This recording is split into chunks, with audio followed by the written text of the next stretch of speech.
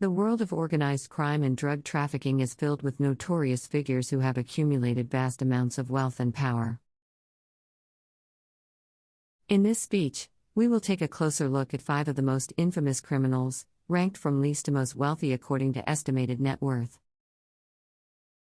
Starting off with Khunsa, also known as Chang Chi-fu, he was a Burmese warlord and drug lord who controlled much of the opium trade in Southeast Asia. His estimated net worth was $5.65 billion. Khunsa was known for his ruthless tactics and his ability to evade authorities for many years. He was the leader of the Shan United Army, a rebel group that controlled a large portion of the opium trade in the Golden Triangle, the region where the borders of Thailand, Laos, and Myanmar meet. He was also known for his willingness to negotiate with government officials and even offered to eradicate opium production in exchange for political autonomy. Despite his efforts, the Burmese government launched several military operations against him, and he eventually surrendered in 1996. He passed away in 2007 in Rangoon, Myanmar. Next is Jorge Luis Ochoa Vázquez, a Colombian drug lord and one of the founders of the Medellin cartel. His estimated net worth was $6 billion. Ochoa Vázquez was known for his role in the cocaine trade, and like many of his colleagues, he was able to evade authorities for many years.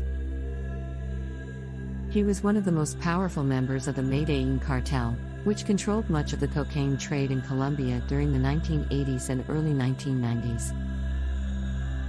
He was eventually arrested in Spain in 1991 and extradited to Colombia, where he served several years in prison before being released on parole in 2014. Third on the list is Dawood Ibrahim Kaskar, an Indian organized crime boss and the leader of the D Company. His estimated net worth was $6.7 billion. Ibrahim is wanted in India for a series of criminal activities including murder, extortion, and drug trafficking. He rose to power in the 1980s and was known for his ability to evade authorities and maintain a large network of criminal associates. He is believed to be hiding in Pakistan and is one of India's most wanted criminals. He is also believed to have links with several terrorist organizations and is on the UN's list of designated terrorists.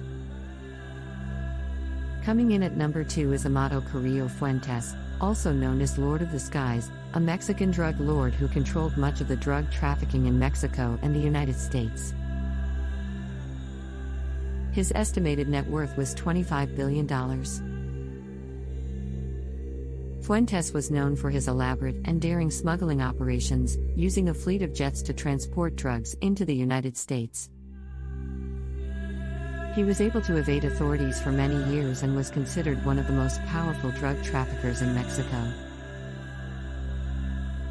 However, in 1997, he died while undergoing plastic surgery to change his appearance in an effort to evade authorities. And the wealthiest of them all is Pablo Escobar, the Colombian drug lord and leader of the Medellin cartel. His estimated net worth was a staggering $30 billion. Escobar was known for his brutal tactics and his ability to evade authorities for many years. He was one of the most powerful and feared drug lords of all time and controlled a large portion of the cocaine trade in Colombia. He was also known for his ability to corrupt government officials and his willingness to use violence to maintain his power. He was eventually killed by Colombian police in 1993, but his legacy lives on as one of the most infamous drug lords of all time. In conclusion, the stories of these 5 notorious figures serve as a reminder of the destructive nature of the illegal drug trade and the vast sums of money that can be made from it.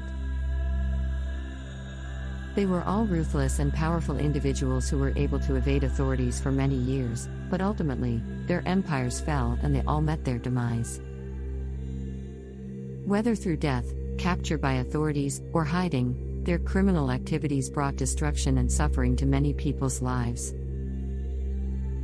Their legacies, however, continue to be a subject of interest and fascination, as well as a warning of the dangers of the criminal underworld.